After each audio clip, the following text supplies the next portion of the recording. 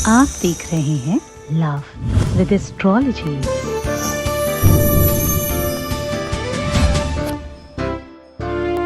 काश कुछ ऐसा होता कि प्यार में आ रही समस्याओं को हम काट पाते।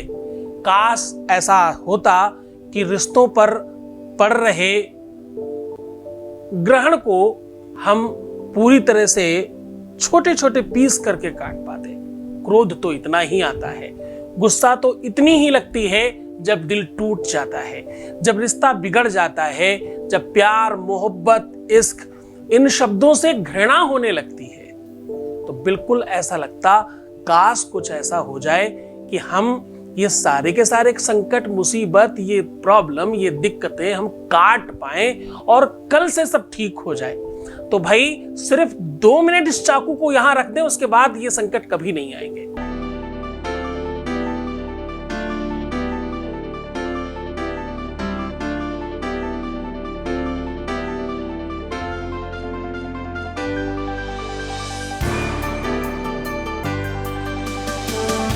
आप देख रहे हैं लव विद एस्ट्रोलॉजी।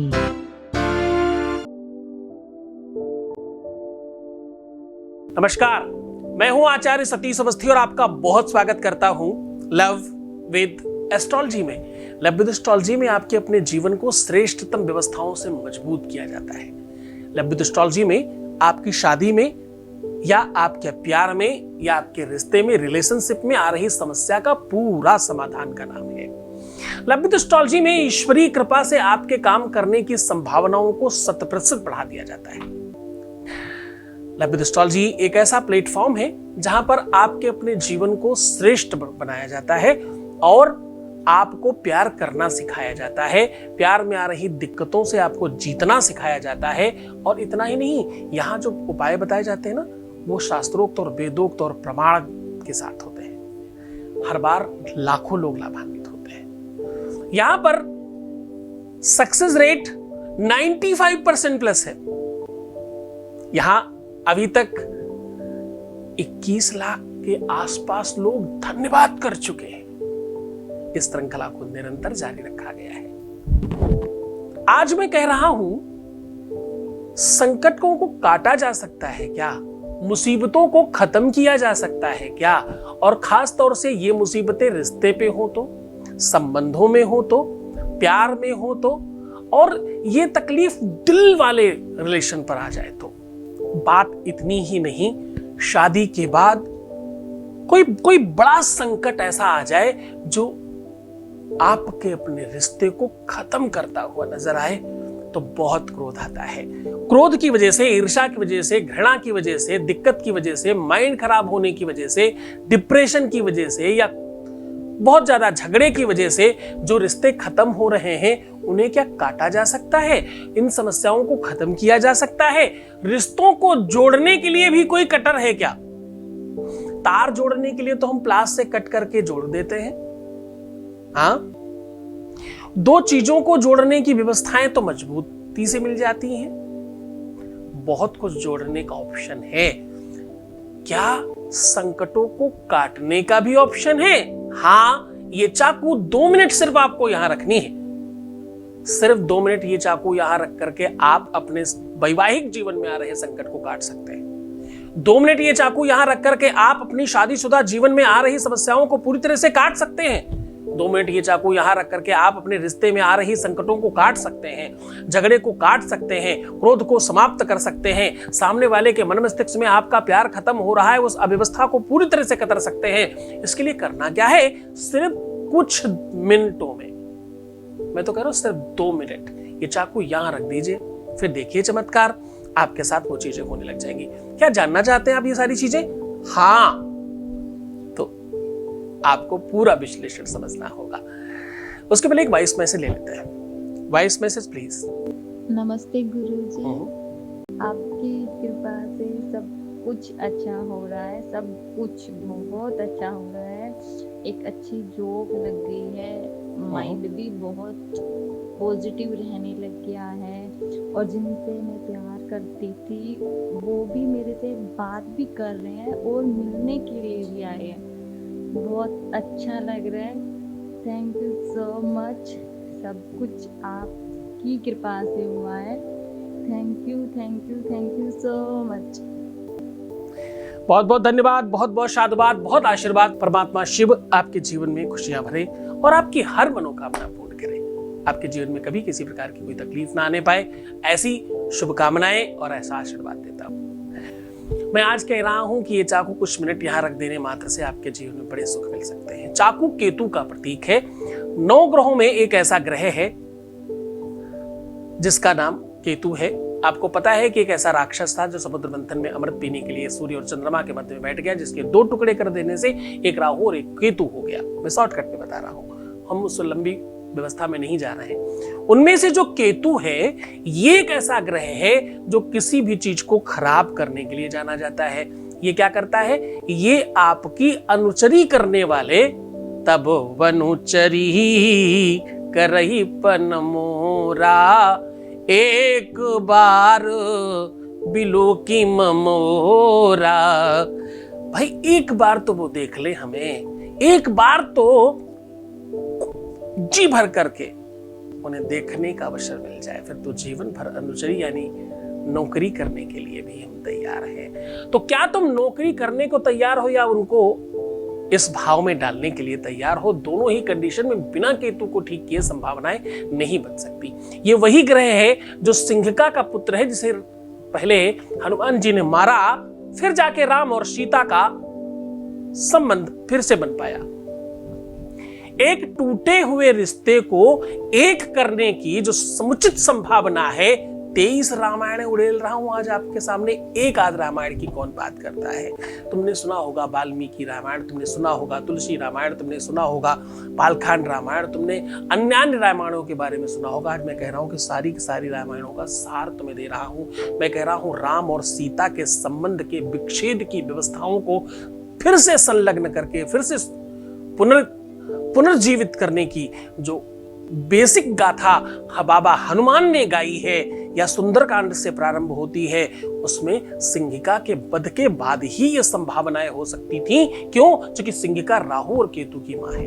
ये वही ग्रह है जिसको परछाई पकड़ना आता है। ये वही ग्रह है बनी बनाई गृहस्थियों को बर्बाद करने के लिए जाना जाता है। ये वही ग्रह है जो बने बनाए संबंधों को, रिश्तों को, संबंधों को सब पूरी तरह से बर्बाद कर देता है। ये वही ग्रह है जिसको दोनों के बीच में चाकू चलाना आता है। इसका बेसिक जब नवग्रह पंडित जी लोग बनाते हैं ना, तो इसका आकार चाकू या तलवार का बनाया करते हैं।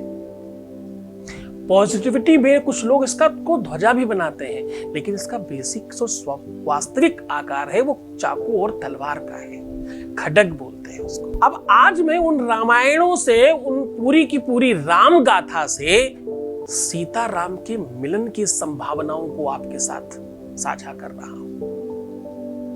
सीता की प्रेम गाथा आपको बता रहा हूं। सीता ने दोबारा टूटे हुए रिश्ते को, जो पूरी तरह से एक तरह से खत्म हो गया था, अब कुछ होने वाला ही नहीं था।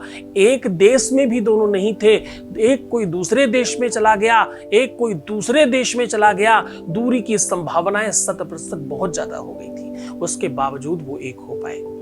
कैसे? सिंहिका के वध की वजह से, वरना ये संभावनाएं बन ही ना पाती। हाँ, जो सीता राम दरस असुबर से जैसे सावन की झड़ी।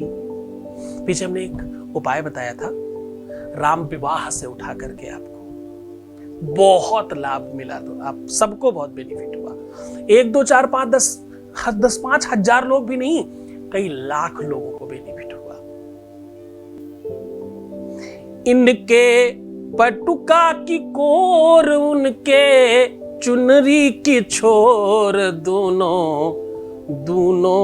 प्राण इनके प्राण में बसाऊ है सखी। सीता राम जू को गांठ में बंधाओ ये सखी। वो गांठ बांधने की परंपरा पर हमने कुछ काम कराया था, कोई उपाय बताया था और बहुत कारगर हुआ। आज हम क्या कह रहे हैं? आज हम गांठ बांधने की बात नहीं कर रहे हैं। आज हम कह रहे हैं कि अगर दूरियां बढ़ गई हैं, अगर किसी भी वजह से 2 अलग अलग जगहों पर लोग पहुंच गए, चाहे वो डिस्टेंस वाइज दूरी हो, चाहे दिल वाइज दूरी हो, चाहे माइंड वाइज दूरी हो, चाहे विचारों की दूरियां हो, चाहे संभावनाओं की दूरियां हो, चाहे संवेदनाओं की दूरियां हो, दूरियां कोई भी हो, हर प्रकार की दूरियों को खत्म करने का साधन आज बता रहा। आज हम कह रहे हैं कि वियोग को संयोग में, आहा क्या बात है, मैं कह रहा हूं भाई वियोग को संयोग में परिणित करने का साधन है आज, वियोग को संयोग में बनाने का साधन है आज। क्या तुम्हारा पार्टनर तुमसे बात नहीं करता? हाँ? क्या तुम्हारा प्यार तुम्हें देखने तक को राजी नहीं है? हाँ? क्या तुम्हारा रिश्ता पूरी तरह से टूट गया है? क्या तुम्हारे रिश्ते में सच में बहुत दिक्कतें आ गई हैं? क्या तुम्हारे रिश्ते को अब ठीक करना असंभव हो गया है? आज का दिन तुम्हारे लिए स्वर्णिम अक्षरों में लिखा जाने वाला है। जान लीजिए पूरा उपाय। आपको करना इतना है कि कोई भी एक चाकू ले लेनी है। इस चाकू में सबसे पहले बहुत सावधानी से अपनी ही जीभ से थोड़ा सलाइवा लेकर के अपनी रिंग फिंगर से चाकू के ऊपर उनका नाम लिख दीजिए जिनको आप अपने जीवन में बांधना चाहते हैं, जिनके जीवन में अपने और उनके जीवन के संकट काट देना चाहते हैं। जहां पर आप उनका नाम लिख दीजिए सलाइवा से। दूसरी तरफ अपना खुद का भी नाम लिख दीजिए सलाइवा से ही। अब ये किधर किसका लिखना है इसे कोई फर्क नहीं पड़ता। इतना करने के बाद अपनी चारपाई के पैर के साइड में, पैताना बोलते हैं, जहां पैर आप करते हैं जिधर, उधर गद्दे के नीचे रात्रि में दबा के रख दीजिए। ये काम मंगलवार के दिन करिएगा, अधिक लाभ होगा।